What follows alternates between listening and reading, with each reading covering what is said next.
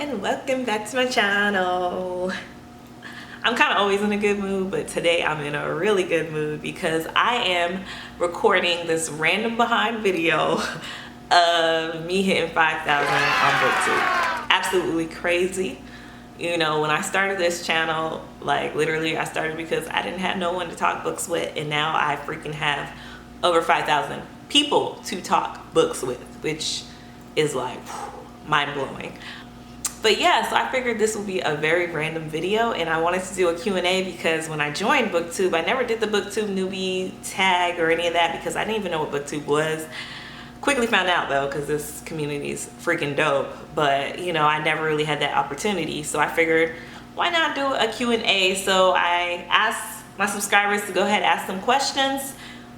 So we're gonna go ahead and get into them. Name your favorite authors.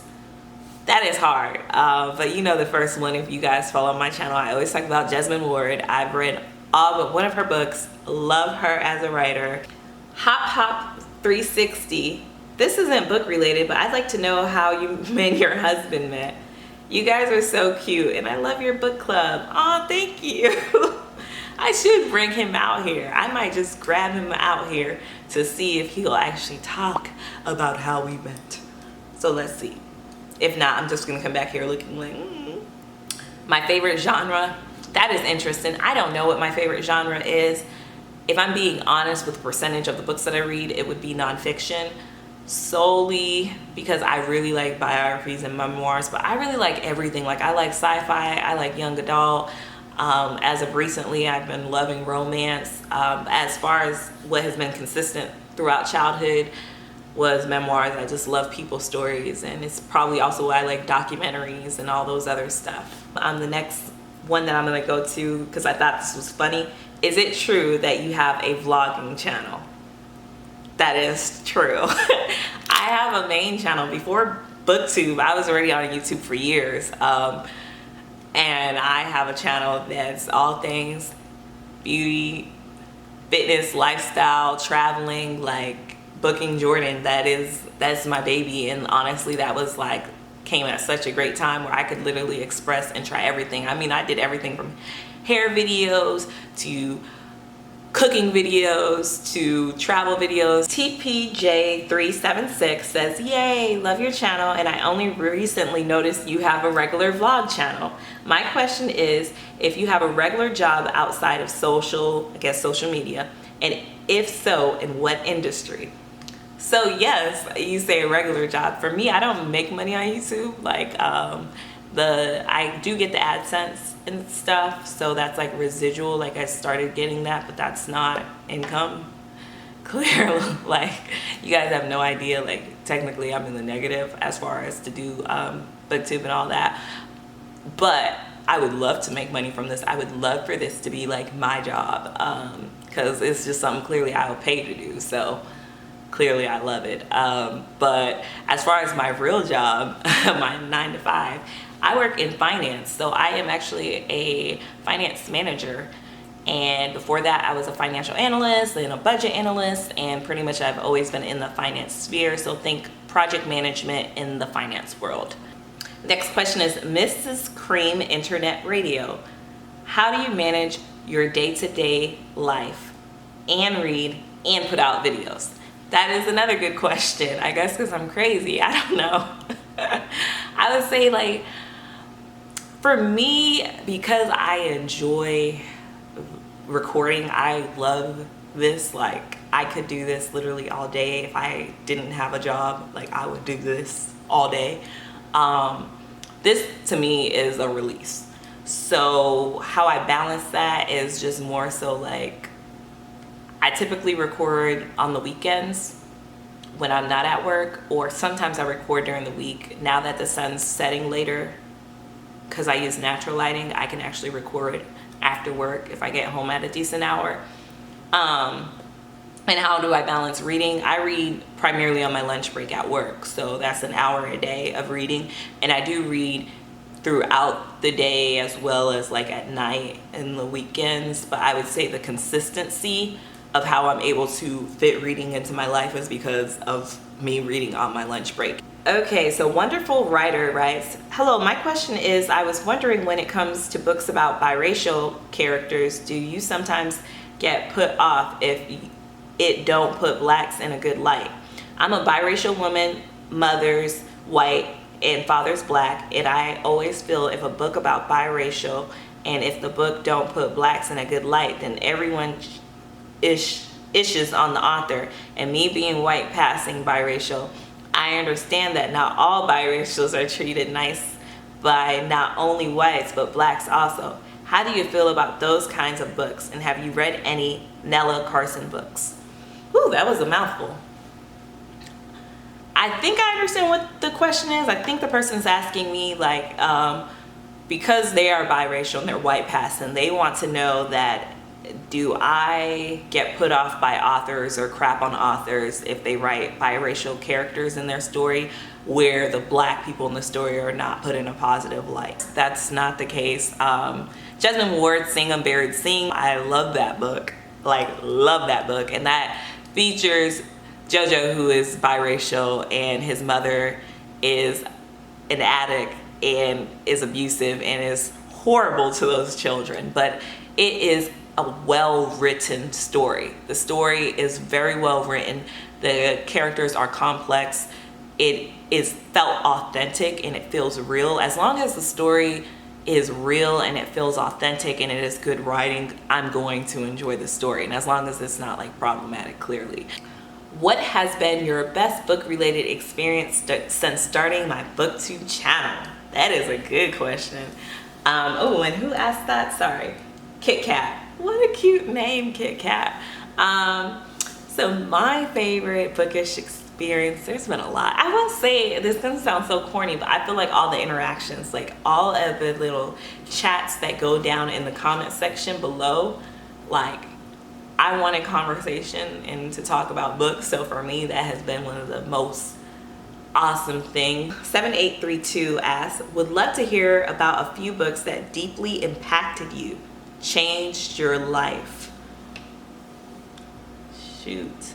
You know, I would say the books that deeply impacted and changed my life, I would have to reread it, but I remember when I first read this sounds so like almost Hotepi and like typical, but it's true. When I first read the autobiography of Malcolm X, I was in elementary school and I read it and I was like, wow. I was blown away, and I remember like being like, wow, like I want to learn more people's stories. And you know, I was reading that. I started reading Barbara Jordan randomly because Jordan, you know, and I just started reading random biographies, and I felt like it impacted my life on shaping to see that I can learn things within books that my teachers aren't necessarily teaching. Like there's information out there that it almost felt like secret information, and this was kind of before the internet was huge. Like we used the internet, but it wasn't like the way it is now at your fingertips. D Davis writes, hi Jordan, I really enjoy your content. Are you a member of a book club? Are there any plans to have any conversations with authors? There's not anything in the works as of yet. Like I want that to just come naturally and be authentic and flowing. Like I'm not saying like I haven't had authors that have reached out for me to interview them, but I don't ever want to feel like I'm doing that just so I can get interview experience or something of that nature. Like I want it to be natural and just real. And also I want it to be a book that I would have naturally gravitated towards and want to read when I'm presenting that to my viewers. You know, I don't want it to be something that just isn't authentic or real and flowing, you know? So it will come, and you guys will be the first to know when it does. TT, I love it. TT, I enjoy a good origin story. What inspired you to start a BookTube channel? Were you reviewing books before that? That is such a good question. Ooh, what inspired me? So I didn't know, like I told you guys, I was on YouTube already for years, and I wanted to talk about books, TV shows, and movies. Like basically books and entertainment, like film and books and stuff of that nature. But on my main channel, I felt like I was losing subscribers because I was already all over the place on that channel, which I still am. But I just have a lot of interest. Like I told you guys, I was doing cooking, I was doing hair, I was doing workout. I was doing, you know, traveling. I was doing all sorts of stuff on that channel. And I started talking about books a little bit, and I realized like that wasn't picking up at all. Like those videos was like, you gets no love from me. And I was just feeling like I wasn't gonna be accepted for that. So I was talking to my husband. I was like, I really think I'm just gonna start another channel and nobody's gonna know about it. And that way I could just talk about books, and films and stuff like that, because I don't really have nobody to be talking about it. So that's how that came about. So I literally started the channel. I said, well, I'm gonna call it Left on Red because that's cute. I just was like, I like it. So I like first filmed like, I think like my favorite TV shows. Then I started filming like individual book reviews, and I was still doing like, I still talk about, y'all may peep that on this channel, that's why I be having that podcast where I talk about film and TVs and all my entertainment sources, because I just am a lover of art. Like I'm a lover of film, and I'm a lover of books and stories, and I'm a lover of stories. That's what I am. Anyways, I'm going on a long tangent, ain't I? So I started the channel, and I literally, whereas on my main channel, when I started that channel, I would put it on my personal social medias, like on my Facebook, my Instagrams, all my stuff. I didn't tell anyone. I was filming. And then I can't remember who it was at first, but then I think it was KT that was commenting, and then Brown Girl Reading was commenting. I was like, wait, there's like people on here that review books, like legit, like that's what they do for real. Like, so this wasn't just me being like super weird. Like there's a community of us out here. And when I tell you, it was such a receptive community, and yeah, it kind of just took off from there. Like it was just literally me talking about books, like without knowing that it was called BookTube. And kind of, I feel like when things like that happen where it just kind of naturally stumbles in your lap, it's a lot easier because you're not really being influenced by other people. Like you're able to just kind of be yourself and not really have this preconceived notion of how things are going to play out, versus when I was on YouTube, which I still have my main YouTube channel. I need to stop calling it my main because, you know, BookTube ain't my side. But my first YouTube channel, I still have that channel, but like on that channel, because I felt limited literally because the way people were introduced to me was because of hair topics, which I enjoy talking about hair, but I'm like, I don't just like hair. Like I like traveling. Like I like freaking cooking. Like sometimes I'm into fitness, not as of late, but at the moment I was, and I was just like, I want to talk about what the heck I want to talk about, and be able to talk about books and people not be like, girl, we subscribe to you for hair. What are you doing? So that's how BookTube Left on Red came about. I'm so happy. I tell you, I've never felt freer. Upcoming goals. That was another question that was asked. Hey, Dwayne, is it time for our movie yet? Did you get the movie tickets? No. Why you be weird? Oh, Dwayne, come sit down. Before it gets dark, come sit down because they asked a question and you were a part of that question. Yay! We done got Dwayne in the building. Dwayne in the house. So let's go to that question. I don't even remember what it was exactly.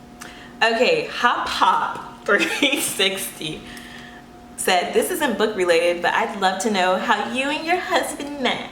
You guys are so cute, and I love your book club. And that's not how I'm sure Hop talks. I don't know why I did that. Sorry, Hop. I don't know why I'm calling you over here. Anytime someone asks us this, Dwayne always be like, go ahead, go and explain it. Yeah, that's how I was gonna do this. No, are you serious? You're not gonna explain it? No, I mean, yeah, I'm gonna correct you. Oh, like you're gonna correct me. The sun is setting, but we'll kind of make It's still this. bright on this. Oh, is it? Yeah, it is kind of still bright. Okay, I'm gonna keep going. Dwayne and I, we met in undergrad at Florida State University in college, my senior year. Technically, we knew each other while we were in college the entire time because we were in a brother-sister organization. And I don't remember exactly when I first saw Dwayne, but I remember seeing him and being like, oh, he in, I won't say the organization, but I was like, oh, he's cute. He was like the cute to me. I never said this, but I was like, you the cutest dude up in that organization. He cute. But then I was like, this dude stuck up. This dude really think he that cute, because you never spoke at all. Like, I mean, we were like in stack, and it wasn't like that. Like I was like, oh, checking for him, but it was just more so like, you know when someone's attractive, but clearly if they're the most attractive to you in the group, you notice. But at that time, her and her friends acted like they should be spoken to, and so at that time I was in a phase where I was like, I'm not gonna give people like that any attention. It worked apparently, but which is not true at all. I am very friendly. So of course the camera would die. I don't even know where we left off at, but that was so much fun. But we are actually going to pick up on the Q&A and do a part 2, because the video honestly was getting lengthy as I don't know what. But we really had a good time answering the questions, at least I did, and I'll get Dwayne to join me on the rest of the video. Thanks again for the 5,000 plus subscribers. I just look forward to talking all things books and entertainment with you all. Love and light, and I'll see you guys in the next one. Bye! They say that goodness in life belongs to those who believe.